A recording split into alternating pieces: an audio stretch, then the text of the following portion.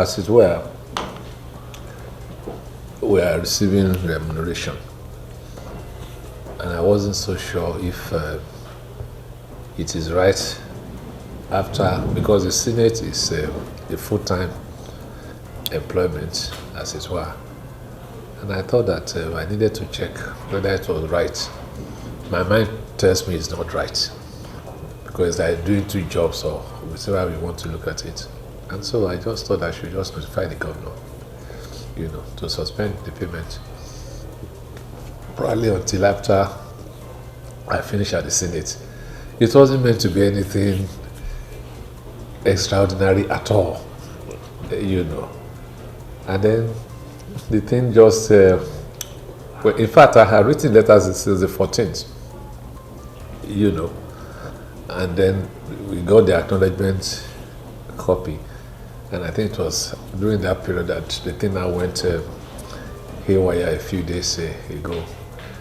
There was no motive, I think what shocked the people was maybe the amount, because people thought that, governors are taking, a lot of money. I don't know of other locations, but that happens to be what we were taking.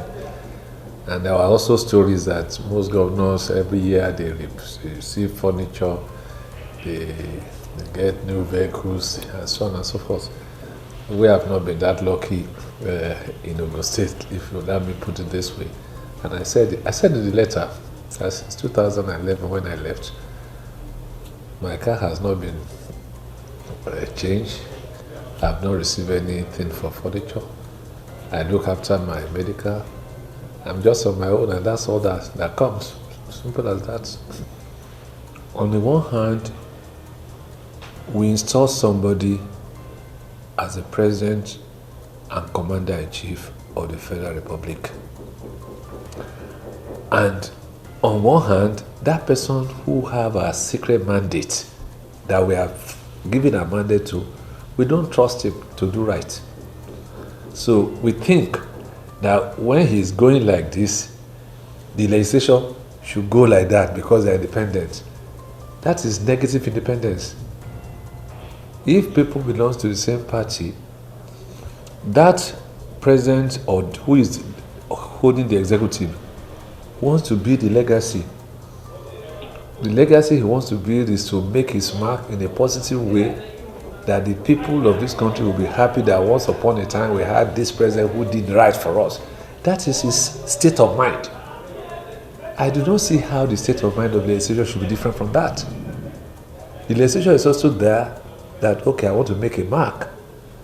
I want to help my people. So the objective of the legislature and the objective to a large extent is coterminous, especially when they're in the same party. So there's no point the legislature want to prove to say that, I'm independent, so when the legislature go like this, then I go like this. What is the objective? Where do we go from here? People have condemned, they said the ninth legislature was a rubber stamp legislature, and I said, okay, let's compare that one and the one that was not before it, that was not rubber stamp. Which one achieved more? Which one got more bills assented to by the executive? Is it not under that ninth legislature that the petroleum industry bill that has been on for years was signed into law? Our debt profile also increased. Well, fine, debt profile might increase. Who do you want to blame? If there is a profile, an equal debt profile, we can sit down and analyze it. Yes, you can say it is the legislature, you can say it is the executive, whatever the case may be. What do you want the executive to do if the legislature does not approve what they want, if they want to borrow money, for instance? Then you and I suffer, the project suffers, salaries don't get paid, things happen. At the end of the day, you're going to go. So those are fundamental issues that has to be tackled fundamentally. It's not a question of saying because executive wants it, the legislature disagree, the legislature is right. No.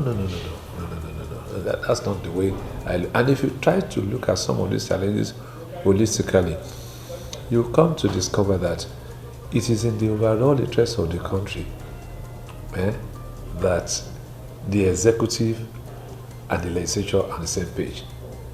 I had that same experience when I was governor. That much I can tell you. Towards the end of my tenure, the house became divided by some of those people who said, yeah, we don't want to go where the executive is going, for reasons that is ridiculous. But what did that do? It hurt our progress in the state.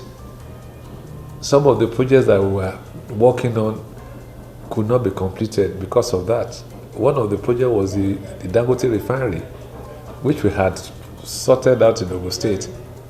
And because of that little disagreement, Lagos State took it, amongst other things. So what is this all about? Now all of them are now regretting that they made a huge mistake. My own thesis is very simple, that it is better for the polity if the executive and the legislature, to a large extent, are on the same page. They can disagree, but they must disagree to agree. If there are areas of disagreement, let us clarify. Sometimes this is because the executive, the legislature doesn't know what the executive is doing. So, and if they say no, we don't agree, that's fine. Then people will come together and then explain things.